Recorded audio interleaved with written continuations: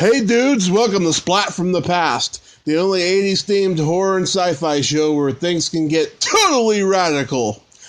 Now today, I am just friggin' excited. I cannot believe I'm going to be interviewing an icon amongst TV icons. I mean, he's so iconic. It's just unbelievable. I'm going to be interviewing Eddie Munster himself, Butch Patrick. I mean, oh man, does it get any better than that? I can't wait.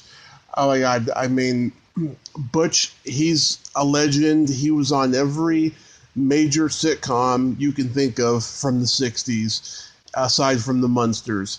And I'm going to talk to him about it today and talk about all that stuff, and I can't wait. It's going to be awesome.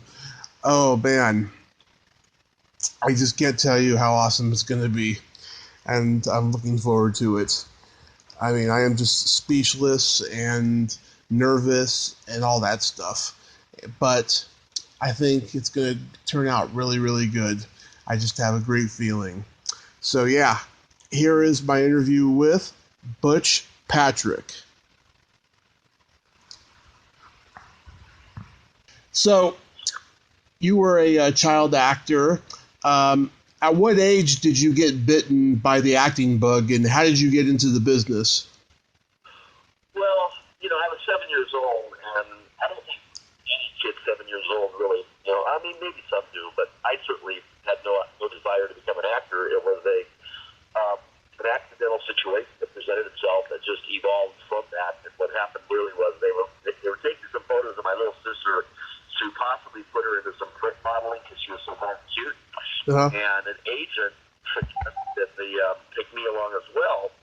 So the photographer took a couple pictures of me after he was done with my sister. And one of the photos he took of me, he really liked a lot for his own personal portfolio. And what he did is he put it in the window of his studio on Hollywood Boulevard. The gentleman's name was Amos Carr, and he was doing a lot of the kids in Hollywood's headshots and composites.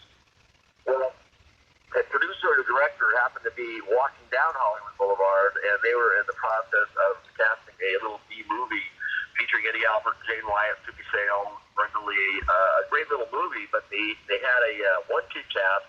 Mm-hmm. He needed the younger brother, it'd be about a 5 or 6 year old. But I was 7, although I was small, so I took the bill. And they looked at the picture and they go, where we can find this kid? And he said, well, he's not an actor. That's just a picture that I took, for myself. And he said, well, let us contact him and see maybe we can convince him that this might be something he might want to do. And that's how it all started. Wow, that's amazing. So your parents were very encouraging then. My mom, my both were. I mean, it was one of those things where it presented itself. I got the part. My mom asked if I would like to do a movie. I said, sure, sounds like fun.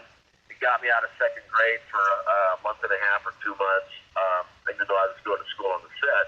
It just, at that point in time, I found it to be kind of fun and exciting. And during the 6-week window of doing the movie, I got a commercial for Kellogg's Cornflakes, and then I got a role on General Hospital the first year it was on the air.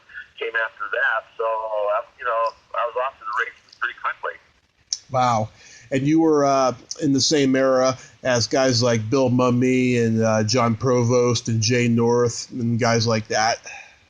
Yeah, Johnny Crawford over the Rifleman. Yeah, there was probably 10 or 15 kids that did the lion's share of the acting back then. Mm-hmm. It wasn't nearly as big as it is today to have all the channels to fill with all the content. So yeah, there was maybe a handful of kids that did a lot of work. Mm-hmm. With Disney Studio, you had the Cochrans, you had Kevin Corcoran, and Noreen Corcoran was on Bachelor Father, and they were a big acting family as well. And then on My Three Sons, you had Don Grady and you had the Sam Livingston brothers. So yeah, Disney had a pretty big camp for their kids. They had a lot of kid actors over there. Mm-hmm. And you all knew each other, of course. Yeah, of course. Mm-hmm. One of your earliest roles you had an uncredited role in John Cassavetes' A Child Is Waiting. Yeah, I did. That was a couple days' work. I played a kid that befriended one of the kids that kind of escaped from, I guess, the hospital where they were being kept. It was about kids with special needs kind of thing, Mm-hmm. And then I also did, let me see, early on I did Ted Casey, I did The Untouchables, I did The Detectives, we did Mr. Ed's, some westerns, Gunsmoke, Bonanzas, Rawhide, Death Valley Days, things that before the Munsters and after the Munsters we went over to Adam 12 and Marcus Welby's and the Monkeys and stuff like that. That might be done for several years. Mm-hmm.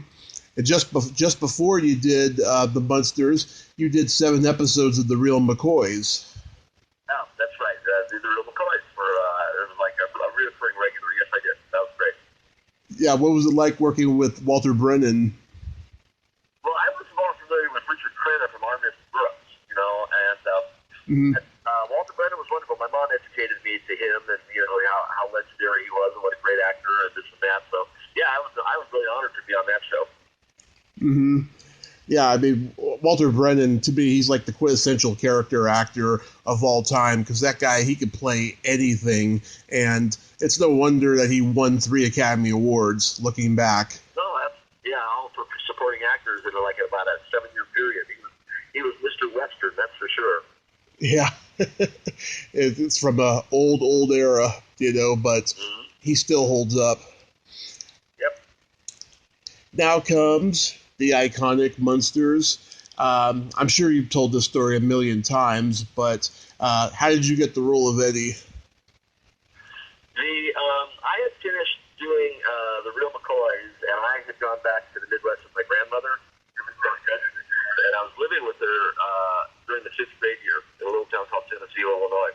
Mm-hmm. Mary Grady my agent caught wind of the Munsters' dilemma. What happened was that they had looked at every kid in Hollywood, and they basically had hired a kid named Happy Thurman for the pilot. And the pilot was shot in color with a different mom named Phoebe, and the actress's name was Joan Marshall. Well, before they went into full-blown production, CBS wanted to recast the mother and the kid. And they had Ivonna Cadaver on board for the star power, but they didn't have the kid that they wanted. So what they did is they had the last 2 kids before they picked Happy Thurman. They had them come back for a screen test, sort of like a showdown, so to speak, the 2 of them.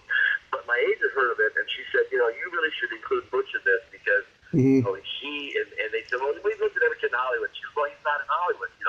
He's got credits. He's got a lot of credits behind him, but he's in the Midwest right now with his grandmother. So they flew me out for a screen test. I didn't even go on an interview. I went directly to the studio. He gave me a script. We rehearsed it. Got my wardrobe. Got my makeup. Came back the next day and filmed it. And I actually have a little piece of paper where it says the 3 names. I'm right in the middle, and it says CBS's choice, and it has my name circled. So what happened was at that point in time, I became Eddie Munster, which basically changed my life. Mm-hmm. Yeah, it's a crazy twist of fate there. Mm-hmm.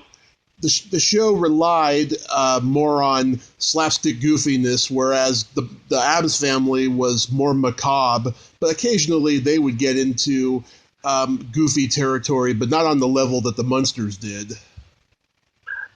The deal with the Addams Family, they were following the comic strip, the Charles Addams dark black humor, much so.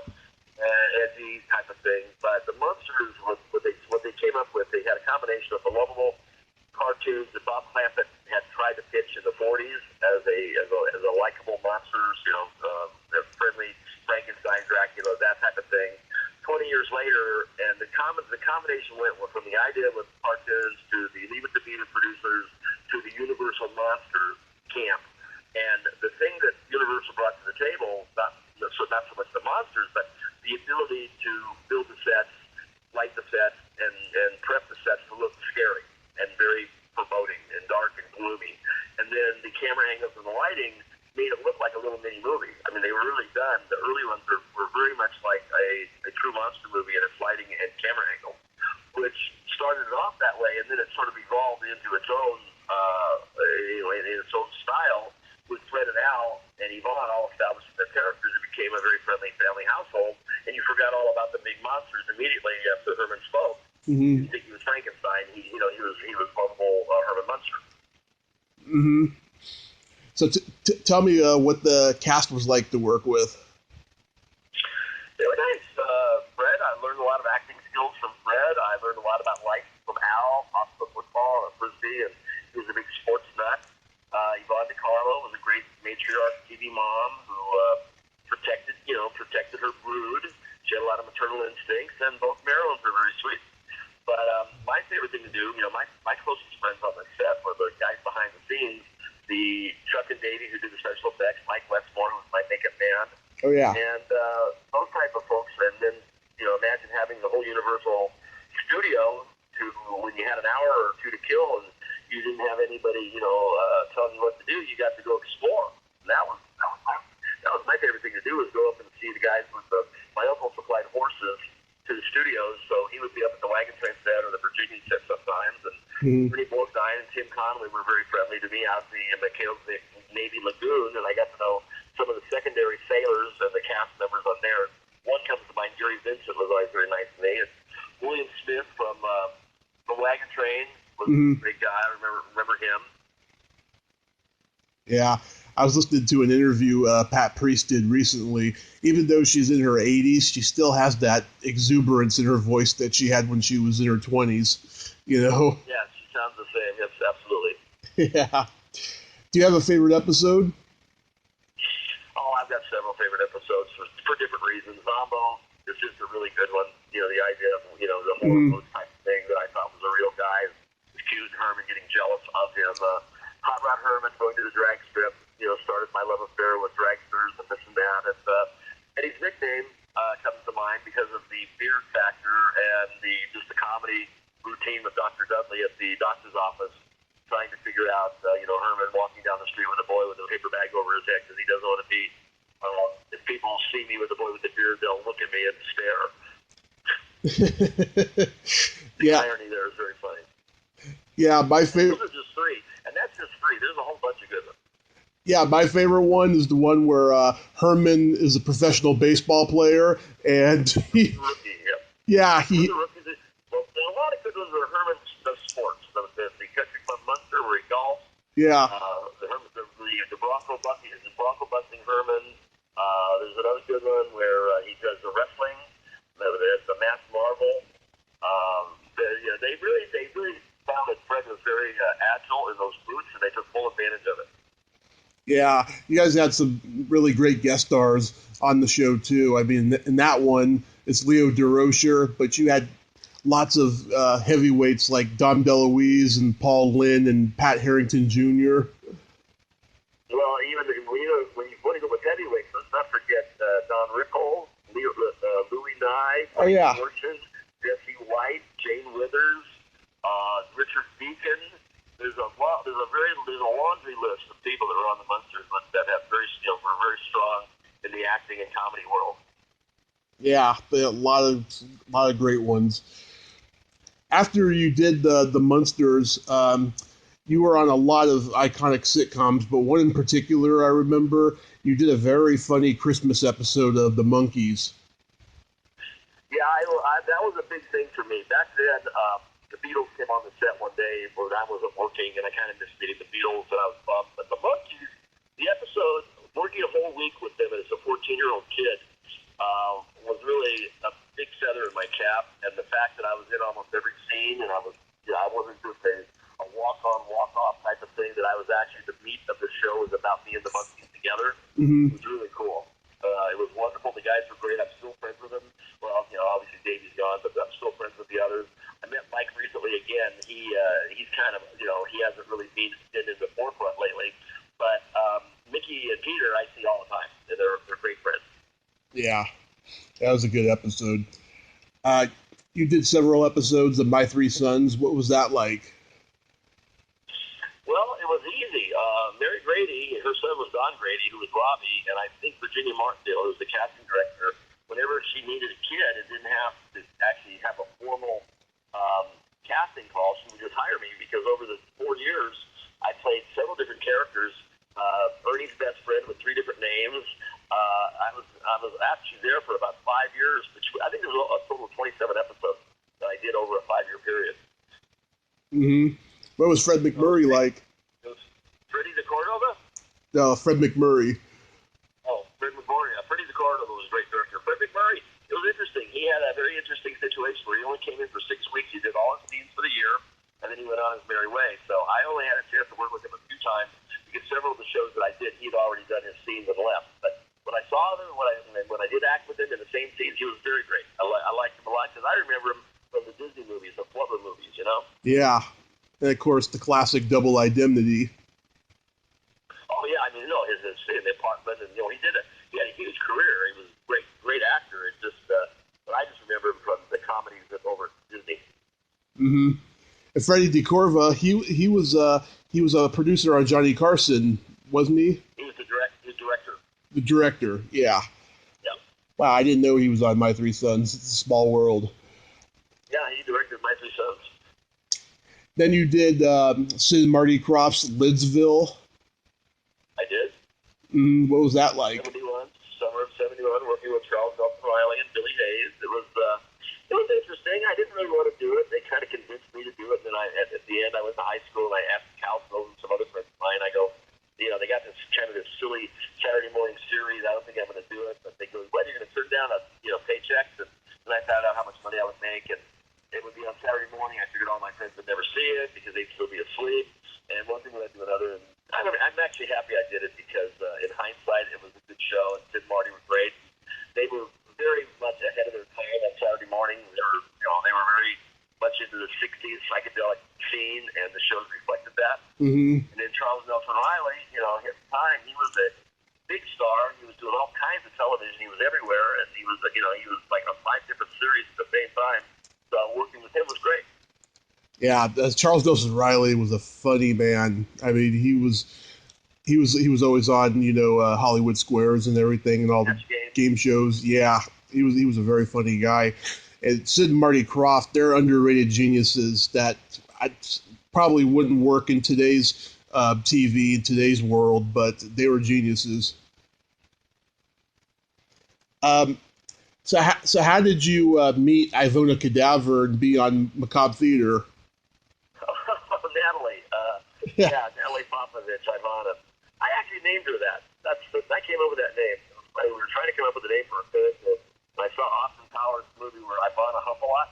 Yeah. Kristen Johnson, and I said, I got the name, Ivonna, and then she came up with Cadaver. So between the two of us, we created the name, and then the Macabre Theatre thing was a idea that I had years ago.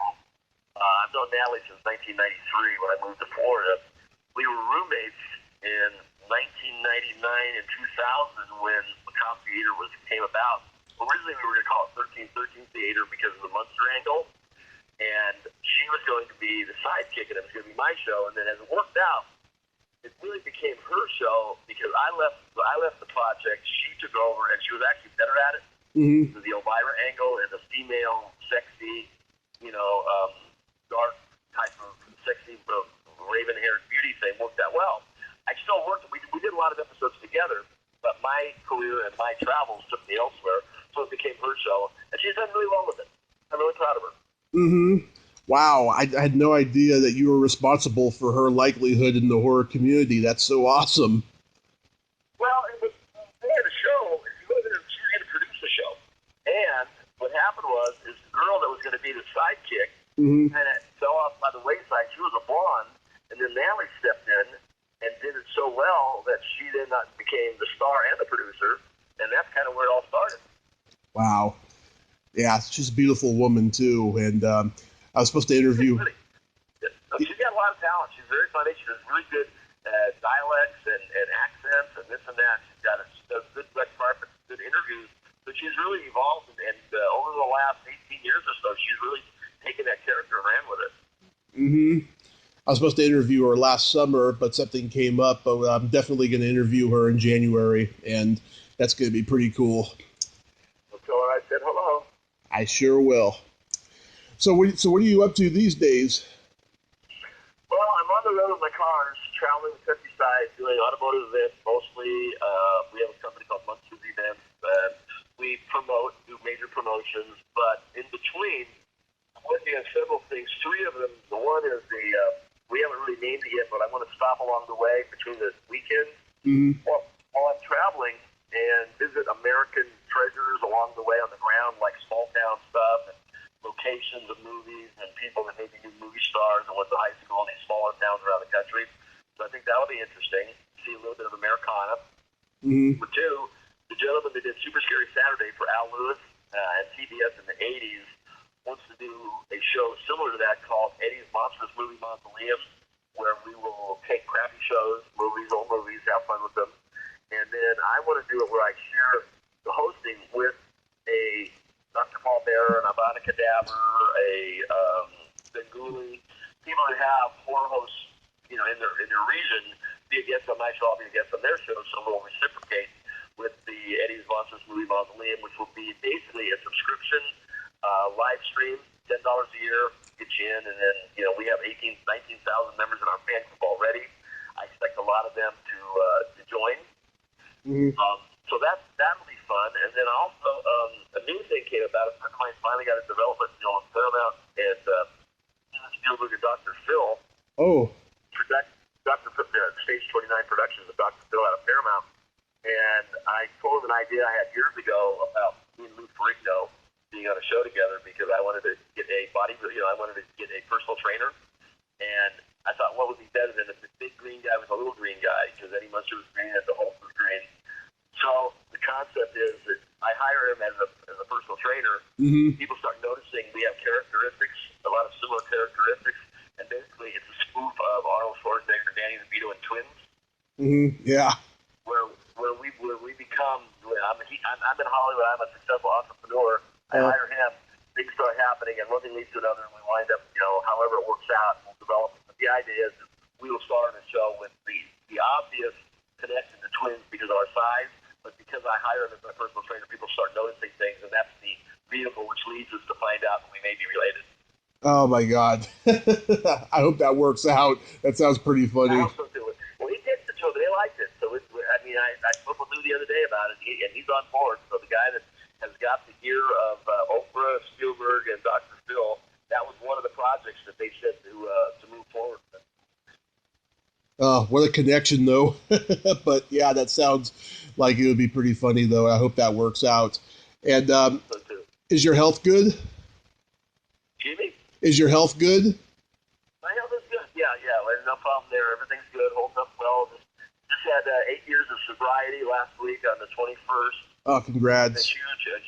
Thank you very much. It's been a huge factor in my performance and my health, and also the acquisition of the cars and, buying the house, getting married, and all the things that come along because for a long time I was surviving and I was functioning, but I wasn't functioning as well as I could have been. So now I'm making up for lost time for sure. Oh, that's just great. I'm 3 years sober. I had a car accident 3 years ago that set me straight. I was in a coma for 30 days, and it was pretty bad. And I always love to meet other people who have been in similar situations and stuff. And I'm so glad you're doing well. Thank you, buddy. Thank you very much. Do you do the convention circuit? Yeah, I do a lot of conventions. That's actually the convention circuit is what allows me to make enough money to buy the cars. And now that I got the cars, I just finished the thing with the Indy Racing League, and we get things with drag strips, NASCAR, automotive trade shows, car dealerships, things of that nature. I also still do conventions. But now, when I do a convention with the cars, we require a 30 by 30 foot spot, so most conventions can't give up that much space because they need it for other reasons. So I only really do the major conventions, the big ones. Do you have any appearances coming up? Yeah, I'll be at the Louisville this weekend. In Louisville at a Comic-Con. I can't even remember the name of it. Then after that, I'm heading down to Florida for the winter. But if any of your listeners, just go to Munsters.com. My schedule is listed there. Or go join the official Munsters fan group, which will be almost 19,000. We're 100 short of 19,000 members. And you can keep track of me that way. I recommend it. And if you do one in California, I will definitely be there. You got a deal. We'll get Ivonna together, and we'll have Ivonna and Butch at the table. Awesome. All right, Butch. Well, this was such an honor. I thank you so much for your time. I get to meet you next year, and I hope you have a Merry Christmas and a Happy New Year. Thank you very much. Same to you, my friend. Bye-bye. Bye-bye. Oh, there you have it. Butch Patrick. Ain't he a cool dude? Thank you so much, Butch. I'm the happiest fanboy in the whole wide world. I'm glad that I got to talk to you for a little bit about your amazing life and career. I thank you so much. God bless you. If you like this video, everyone, please subscribe to my YouTube channel. Add me as a friend on Facebook. Join my Tommy Kovac comedian page on Facebook. Follow me on Twitter and Instagram and all that fun stuff.